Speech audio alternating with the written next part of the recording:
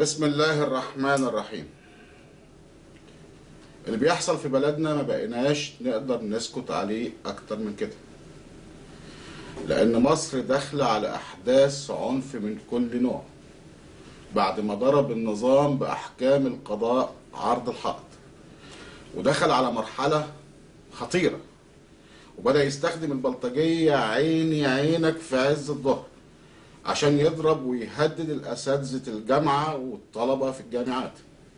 واي بني ادم عنده ذره واحده من الضمير او الوطنيه مش ممكن يقبل او يسكت على بلده وهي بتتحرق قدام عينيه بالشكل ده. العدلي بيلعب بالنار وبيوجه البلد ناحيه حريق كبير جدا وبيوديها في داهيه، وبدل ما يشوف شغله ويلتفت للحراميه والبلطجيه اللي مالوا شوارع مصر وهددوا حتى ضباط الشرطه، وبدل ما ينفذ احكام القضاء اللي هي شغله الاساسي، لا ده بقى يجيب البلطجيه يدخلهم الجامعه ويضربوا الاساتذه ويرفعوا السنج والمطاوي في وش الناس، وده اصبح امر خطير جدا. اللي شفتوهم رافعين المطاوي والسنج والجنازير وقله الادب في وش الاساتذه والطلبه، شويه عيال مسجلين خطر نفس طلعوهم من السجون او من المراقبه في الاقسام وابتدوا يهددوا بيهم المجتمع كله. ده لعب بالنار، واول اللي هيتكوي بيه الحكومه نفسها.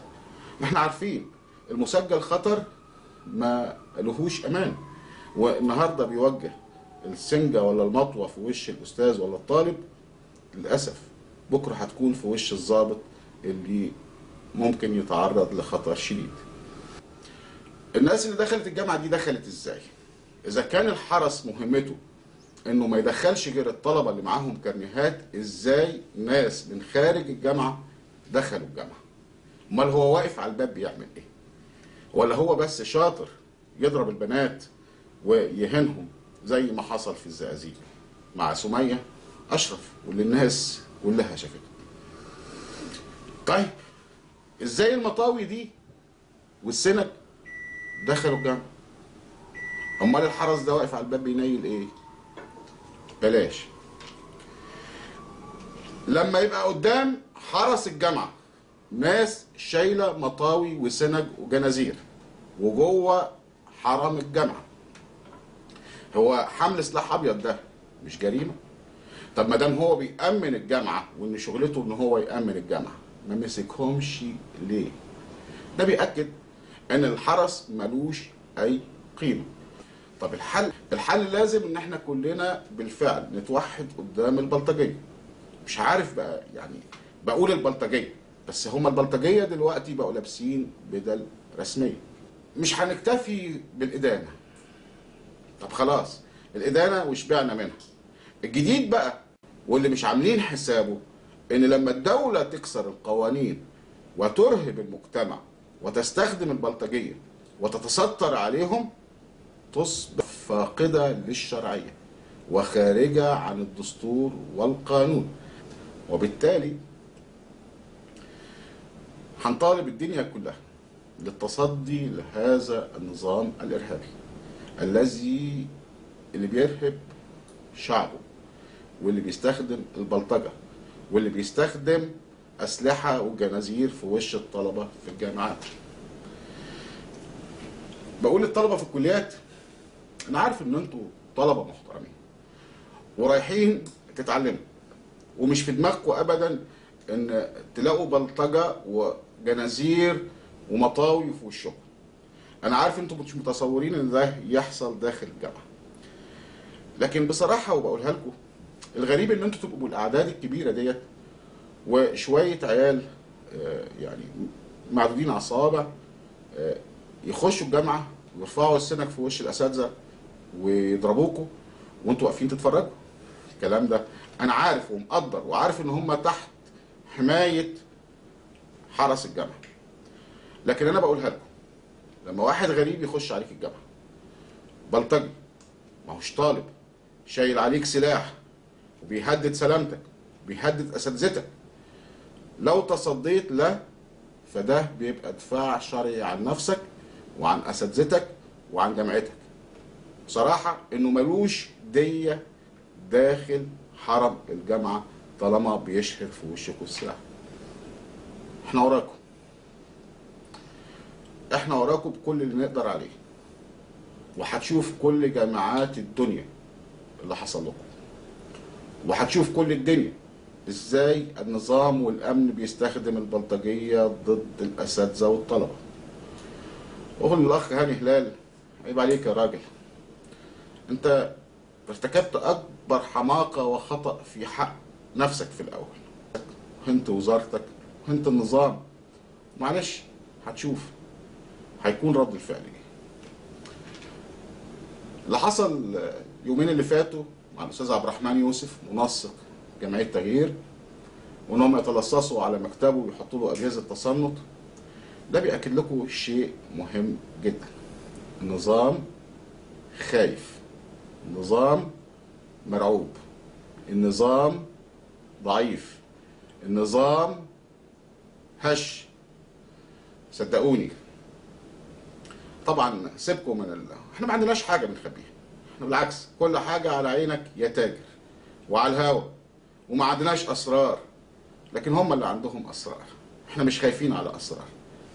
بالمناسبه بس عشان ما حدش يكرر الاسطوانه المشروخه اللي بقت مكرره دايما، الاستقواء بالخارج. احنا لا بنستقوى بحد ولا بنشحت من حد ولا بنقول لحد والنبي تعالى حارب لنا معركتنا. احنا بنقول لهم بس سيبونا في حالنا. بطلوا تدعموا نظام بيستخدم الارهاب والبلطجه وبيكسر القوانين ولا ينفذ احكام القانون. بنقول لكم سيبونا في حالنا.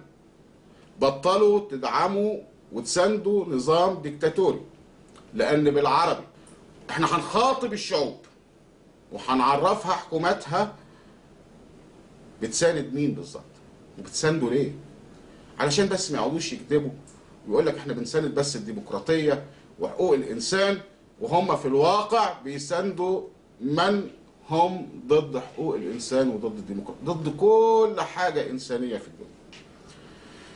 بقول لاخواني ضباط الشرطه، بقول لكم عيب عليكم يا اخي، عار عليك لما تشوف واحد بيضرب طلبه قدامك بيطلع عليهم المطاوي وسند.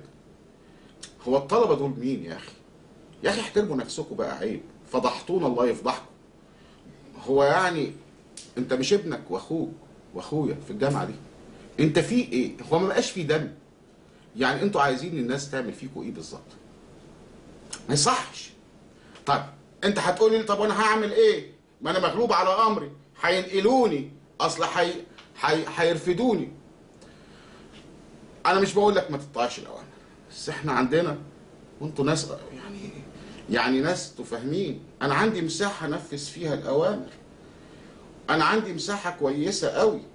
بلاش اهين ولادنا واخواتنا، بلاش يحطوني في وش المدفع. يا ناس افهموا ان النظام ده حاططكم انتوا في وش المدفع وهيخلع وهيسيبكم. قلنا الكلام ده 100 مره. طب لو انا ما نفذتش، اصل انا دلوقتي بيديني اوامر غلط، اوامر خارجه عن القانون، لو ما نفذتش ايه اللي هيحصل؟ انتوا عارفين، ده انتوا ظباط ومعاكم لسان حقوق. لا طاعه لرئيس في مخالفه القانون، مش هيقدر يحاكمك، مش هيقدر يعمل لك حاجه. وبعدين هيحاكم مين ولا مين؟ هيحاكم ظباط شرطه مصر كلها؟ ده احنا اللي حامينهم. هو حبيب العدل يقدر يوصل مكتبه من غير العساكر والظباط اللي واقفه في الشارع؟ احنا اللي في ايدينا القوه، حرام عليكم. احنا مسؤولين زي الناس، احنا طالع عين ابونا زي الناس. راعوا ضميركم شويه، راعوا ضميركم وراعوا ربنا. احنا اللي هنتحط في وش المدفع. وبقولها لكم وبقولها بصراحه لكل ضابط ضرب او خبط او اضطهد الشعب. احنا بنعد ملفات ومش هيتعتق، والله العظيم ما هيتعتق، وهيبقى مصيره للسجون. ضباط كتير كويسه. ليه بنسيب الناس دي تلوثنا؟ بنناشد الطلبه الاستمرار في المظاهرات، وهي حق مشروع لكم. يعني من حقكم تتظاهروا بدون أي تدمير أو تخريب أو انتهاك للعنف. من حقكم تتظاهروا في جامعاتكم، ولابد ان المظاهرات تستمر لحد ما تجبروهم على انهم يخلوا الجامعة من هذا الحرس اللي اصبح بعد الواقعة الاخيرة خطر شديد على الجامعة والطلبة والاساتذة.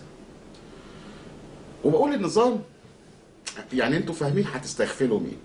هو انتوا مفكرين هتشيلوا الضباط اللي لابسه ميري، هتجيبوا ضباط تانية من امن الدولة لابسه ملكي وهنقول ان هم شركات امن؟ مش هيحصل، مش هيحصل، مفيش حد عبيط. وبقول عيب عليكم، وعقلوا بقى. وبعدين عيب لو جالكم الغصب خلوها بجميله، فضحتونا في كل حته، الله يفضحكم. مش معقول كل حاجه الناس عارفه. طيب خلوها بجميله ونفذوا احكام القضاء ونفذوا اراده الشعب، وده احسن لكم، لان النار اللي بتلعبوا بيها هتكونوا انتوا، وبكررها اول اللي هيتحرق بيها. بنتمنى لمصر السلامه، واحنا مش هنسكت، وباكدها مليون مره، مش هنسكت. كل واحد من مكانه هيدافع عن حق بلده وعن حق مصر.